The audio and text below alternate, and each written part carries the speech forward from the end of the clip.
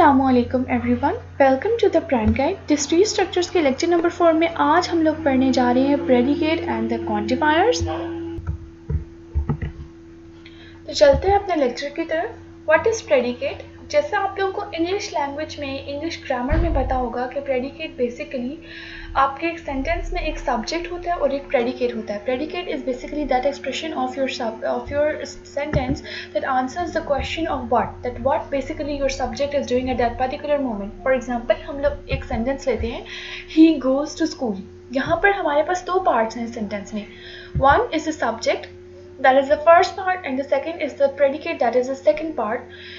And this predicate is basically specifying and telling us that what the particular subject is doing. So it is basically answering the question of what.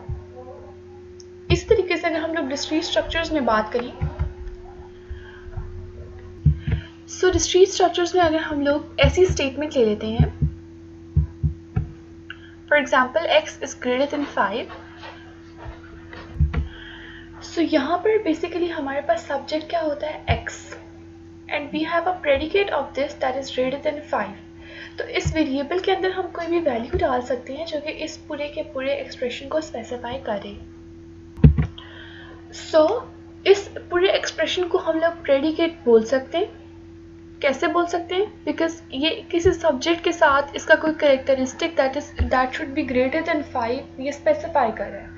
तो predicate की definition हम लोग discrete structures में कैसे बोलते हैं? That is basically the property of the subject or an expression that contains the variables is called the predicate. Okay. अब हम लोग एक टर्म पढ़ने जा रहे हैं, that is propositional function. इसको हम लोग डिनोट करते हैं with p of x. The function p of x is greater than 6. This is basically a predicate. Okay जब हम लोग इस प्रेडिकेट के अंदर कोई वैल्यू डाल देते हैं, कोई वैल्यू डाल के इसको स्पेसिफाई कर देते हैं, फॉर एग्जांपल p of 7, तो 7 is greater then 6, this would become a preposition और जो कि हमारे पास ट्रू हो जाएगा. सिमिलरली अगर हम इसमें 2 डालें तो ये पूरा का पूरा प्रपोजिशन जो है वो फॉल्स हो जाएगा. तो इस तरीके से हम लोग एक प्रपोजिशन, एक प्रेडिकेट से एक प्रपोजिशन निकाल सकते हैं और एक प्रपोजिशन को स्पेसिफाई कर सकते हैं जनरली विद अ प्रेडिकेट जिसके अंदर हम कोई भी वैल्यूज डाल सकते हैं. That contains variables as well. Okay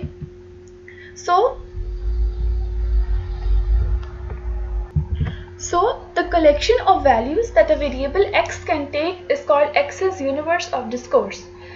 अब इस पूरे एक्सप्रेशन में जो हम लोग x को वैल्यूज दे सकते हैं that is called as the universe of discourse. For example अगर हम लोग इस प्रपोजिशन की बात करें तो इसके अंदर हम लोग कोई भी नंबर्स जो हैं वो डाल सकते हैं. इसके अंदर हम लोग अल्फ़ाबेट्स तो ऑब्वियसली नहीं डाल सकते, लेकिन हम कोई भी नंबर्स डाल के इसके अंदर डाल सकते हैं. इस प्रपोजिशनल फंक्शन में उसको देख सकते हैं कि वो ट्रू होगा या फॉल्स. तो इसको हम कहते हैं कि ये, फॉर एग्जाम्पल हम इस केस में कहेंगे कि all integers are the universe of discourse of x. Next हम लोग पढ़ने जा रहे हैं क्वांटिफायर. क्वांटिफायर बेसिकली क्या होता है? It allows to quantify that how many objects in that particular universe of discourse specifies the given predicate. For example last time हम लोगों ने प्रेडिकेट जो है वो पढ़ा, that is x is greater than 5. Okay मैंने आप लोगों को बताया कि इस प्रेडिकेट के अंदर आप लोग इंटीजर्स डाल सकते हैं. ठीक है, अब वो इंटीजर्स जो इस पर्टिकुलर प्रेडिकेट को स्पेसिफाई करें, इसको ट्रू कर सकें, उन सब वैल्यूज़ को हम लोग, उन सब वैल्यूज़ को चूज़ करना, उनको काउंट करना, that is basically called as the quantifiers जो इनको काउंट करते हैं ऑब्जेक्ट्स को. फॉर एग्जांपल सारे के सारे इंटीजर्स जो कि 5 से ग्रेटर होंगे वो इसको स्पेसिफाई कर रहे होंगे. अब क्वांटिफायर्स हमारे पास दो टाइप के हैं. पहला है for all universal quantifier. Universal quantifier basically वो क्वांटिफायर है अगर हम लोग डोमेन की हर वैल्यू को उस प्रेडिकेट में डालें और वो हर वैल्यू जो है उसके लिए वो डोमेन ट्रू हो, तो हम लोग क्या कहते हैं कि ये हम लोग उस टाइम चूज़ करते हैं यूनिवर्सल क्वांटिफायर जो कि सब वैल्यूज़ को डोमेन के अंदर चूज़ कर लेता है. सो इसके लिए हम लोग डोनेट करते हैं फॉर ऑल x बेसिकली ये रिप्रेजेंट कर रहा है that particular value in the domain p of x के डोमेन की हर value p of x denotes the universal quantifier और for all is basically the universal quantifier. अगर हम लोगों ने डोमेन की हर वैल्यू को चूज़ नहीं करना बल्कि डोमेन के कुछ स्पेसिफिक वैल्यूज़ को चूज़ करना है तो उसके लिए हम लोग क्या क्वांटिफायर यूज़ करते हैं, that is an existential quantifier जो कि exist, it is basically there exist an element x in the domain such that it specifies the p of x। जैसे मैंने आप लोगों को ऊपर एक प्रेडिकेट बताया x is greater than 5, तो उसके लिए हम लोग सिर्फ वो वाली वैल्यूज़ जो कि 5 से बड़ी हैं हम लोग उसके अंदर डाल सकते थे। उसके लिए हम लोग क्या क्वांटिफायर यूज़ करेंगे, देयर एग्जिस्ट और एग्जिस्टेंशियल क्वांटिफायर। अगर हम लोग कोई एग्जाम्पल कंसिडर करें, for example p of x is equals to x is greater than 4, ये बेसिकली क्या है, एक प्रेडिकेट है। Okay, x is a free variable in it। Free variable होने का ये मतलब है कि हम लोग डोमेन की कोई भी वैल्यूज इसके अंदर पुट कर सकते हैं। ओके, ऐसा एक्सप्रेशन जिसके अंदर कोई भी फ्री वेरिएबल ना हो, that is an actual preposition. तो यहाँ पर आपके वो टाइम आ गया जहाँ पर आप प्रेडिकेट और प्रपोजिशन के आपस के डिफरेंस को अच्छी तरीके से कंफ्यूजन के बगैर एनालाइज करिए। कि प्रेडिकेट बेसिकली ऐसा एक्सप्रेशन होता है जिसके अंदर हमारे पास वेरिएबल्स होते हैं, हम उसके अंदर कोई भी वैल्यूज़ को पुट कर सकते हैं।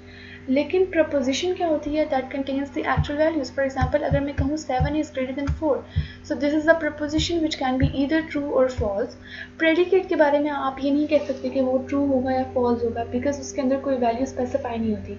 लेकिन प्रपोजिशन के अंदर हम लोग वैल्यूज को स्पेसिफाई कर लेते हैं, इसलिए हम इसको क्या कहते हैं, proposition with no free variable. So I hope आपको क्वांटिफायर्स से समझ आ गया होगा। अब हम लोग पढ़ते हैं निगेटिंग क्वांटिफायर्स के। अगर हम लोग इन क्वांटिफायर्स का निगेशन फाइंड करें तो फिर उसके लिए रूल्स क्या होंगे।